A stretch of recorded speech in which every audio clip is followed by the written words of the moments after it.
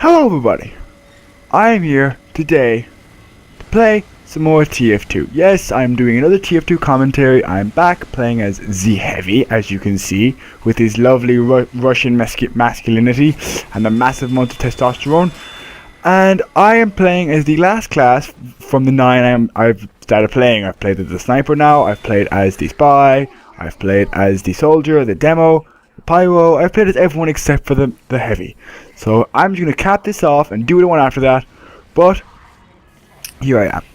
Today I will be playing with the default minigun, which is actually probably my favorite one, because it just, most other miniguns have things that kind of take away from the usefulness of miniguns, like, the Natasha gives you a slight damage penalty, which I think tends to take you down a bit. The Brass Beast makes you a lot slower. Oh my god, you get a lot slower with the Natasha.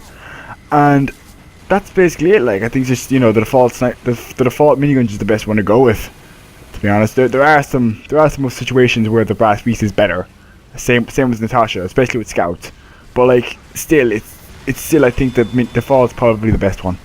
Like, if I had another skin for it, I would have used that, but I don't. Sorry about that. Also, I'm using the shotgun, the family business, sorry, which is, it's just a shotgun. It's just slightly better than the normal shotguns I use it. And finally, I'll be using something that's probably the most important, which is the gloves of running urgently. Now, in my opinion, it's a staple in every heavy class. Most class, I know there are classes that can survive without doing that, but I think it's a staple.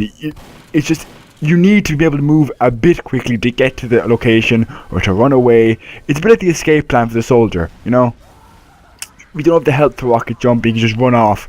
It's useful. But today, of course, as every day, I'm not going to be talking about TF2. Yeah, I'm going to talk about something in a slight wider spectrum of video games, and I want to talk about console wars. Now, of course, plenty of commentators have talked about console wars, but I want to talk about a different aspect of console wars. I'm talking about the good parts of console wars, the good parts of competitiveness that comes out of console wars.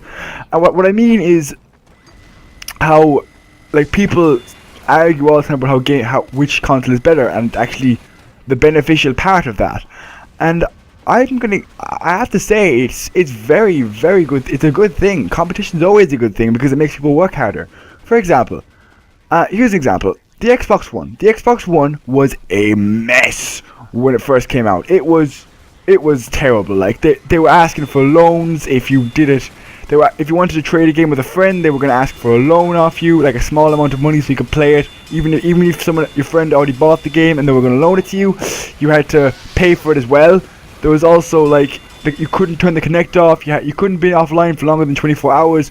It was a mess. There was loads and loads and loads of problems with it, and it could be an entirely separate video, but it doesn't matter because they fixed it. And do you want to know why they fixed it? Because Sony called them out on their shit.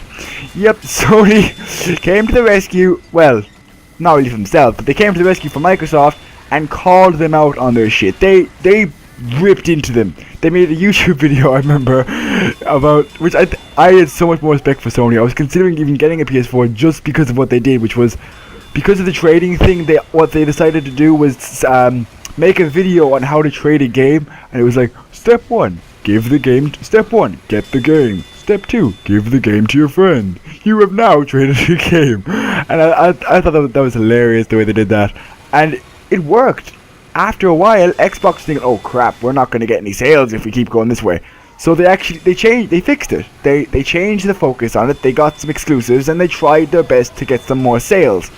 And it worked, kind of. It definitely, the Xbox One turned out to be a lot better than what they promised, but sales didn't really match up. But of course, the original damage couldn't have been completely fixed, in fairness. Some people just stopped listening to the Xbox One completely.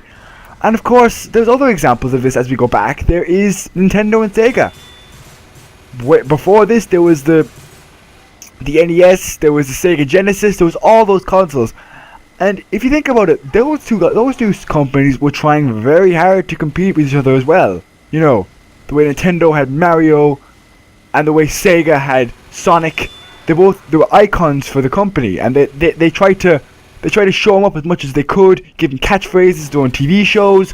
They tried to outclass the other company, and it was good because it made them seriously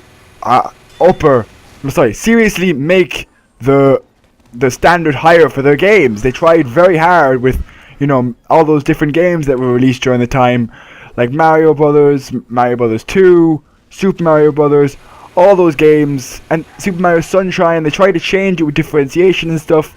They tried to differentiate from the original franchise, and of course then Sonic tried the same thing.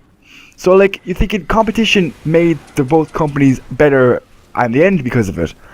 And then you think back even further back, which would be Atari. Atari didn't actually really have a big competitor against it.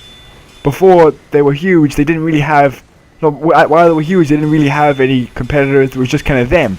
And see how that worked out. They released a few games, biggest of which, most well known of that was E.T. You know, E.T. the video game that literally crushed the video game industry. You know, that E.T.